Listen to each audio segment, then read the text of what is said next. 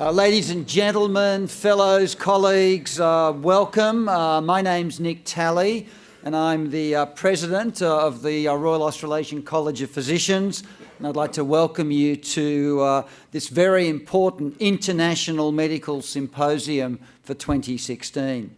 Before I say any more, I'd like to show my respect and acknowledge the Gadigal people of the Eora Nation, the traditional owners and custodians of the land on which we meet today, and to their elders past and present. And I extend our respect to other Indigenous Australians and New Zealanders who may be present.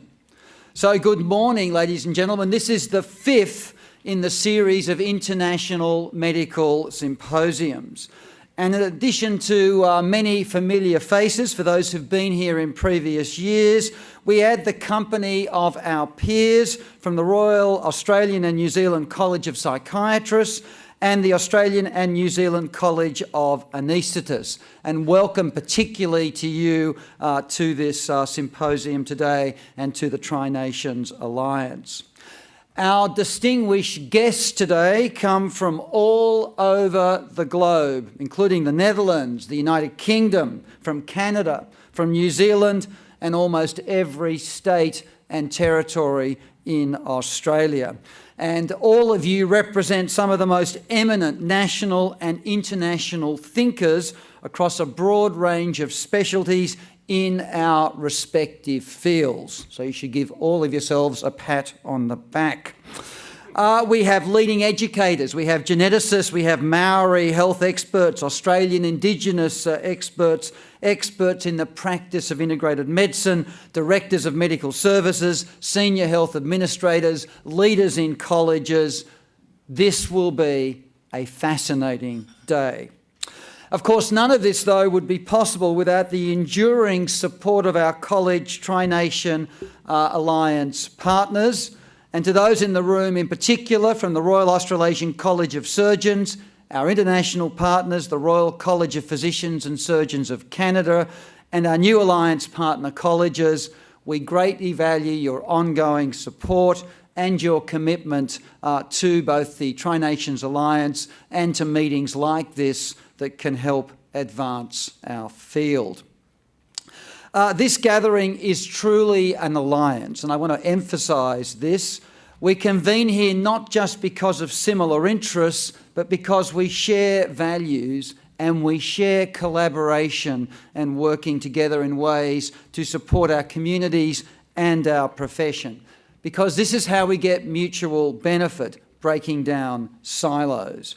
And I'm very thrilled to be working with all of you on today's efforts, and also, of course, learning from all of you as we discuss many interesting issues.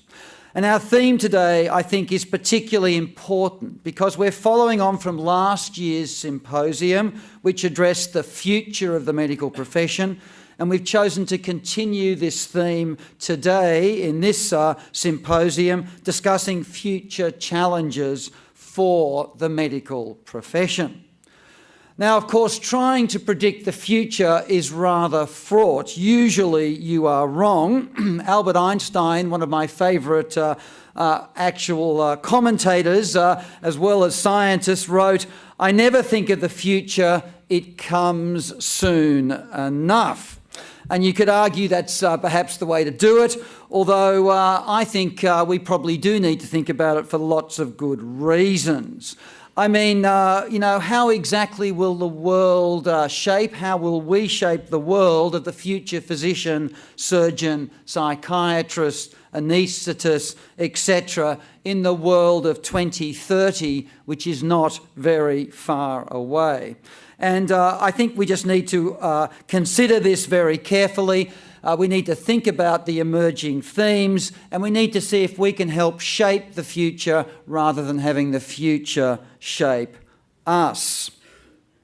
Now, Hippocrates wrote there's a formula for looking at this, and I'd like to suggest that's what he meant when he said we should declare the past, diagnose the present, foretell the future. So he certainly believed we could do something about the future, unlike Albert Einstein. And so let's just have a few words looking ahead as we think about today's activities, because although professionals in many fields are being told their role will change several times over a career due to rapid advances in knowledge, many professionals are being told this. They won't be able to work in their chosen career probably for the entire span of their working life. I'd like to suggest, and I'm sure many of you may agree, that doctors are not immune from this either, that we're going to have to accept much more rapid change as we move forward.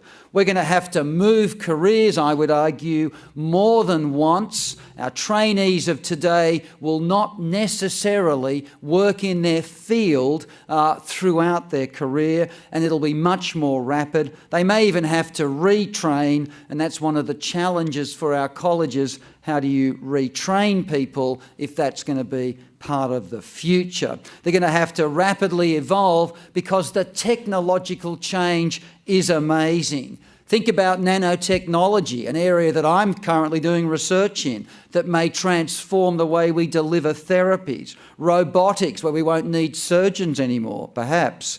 I'm only kidding, of course, ladies and gentlemen, but you know what I'm saying. It's going to change the way we practice and who does it rather than the way we do it now. What about data mining, artificial intelligence? These things are happening right now. The futurists would argue we're in the middle of a revolution, which usually means you don't recognise what's happening until the revolution's over, and then everything's different and you have to adapt. We need to be cleverer than that. Now, some people have suggested actually that the future will be this. Albert Schweitzer said, the doctor of the future will be oneself. That's interesting. And William Mayo also said, of Mayo Clinic fame, the ideal of medicine is to eliminate the need of a physician, meaning all doctors. I might agree with that. So an increasing, and there's lots of issues too that are immediate, issues that we need to think about as we think about the future of the profession, the future of doctors.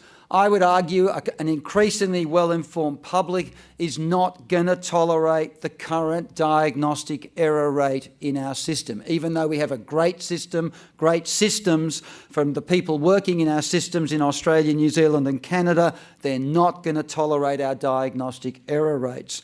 And we as professionals, as the leaders, need to recognise that while to err is human, there are other issues too that drive those error rates, and we need to address them.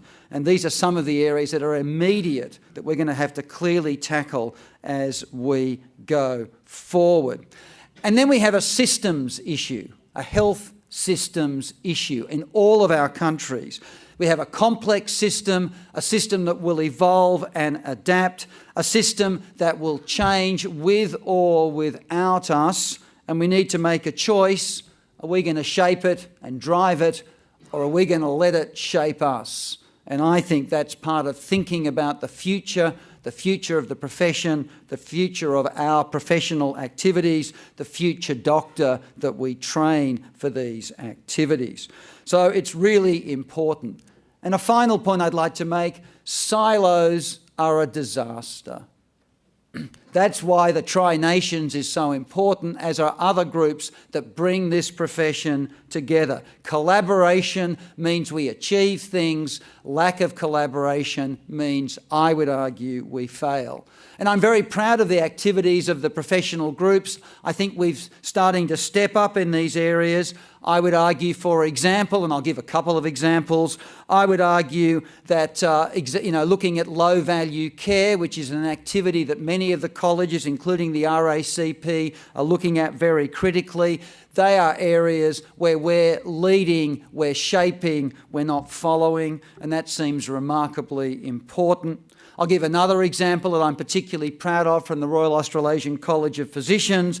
that led an activity where 60 worldwide peer colleges and peak health organisations presented a consensus statement on the health impacts of climate change at the recent COP21 conference in Paris, which was well regarded, highly regarded by the organisations, and indeed I think is an example of really significant cooperation. And there are many others. Look at all the fantastic activity of the surgeons in safe surgery and anaesthesia across the Pacific region, the leadership there, or the issues with leadership in mental health and psychiatric practice for Pacifica children and adolescents through the Southwest Pacific. So, ladies and gentlemen, welcome to today. Thank you for coming. A very famous business consultant, Peter Drucker, said, the best way to predict the future is to create it.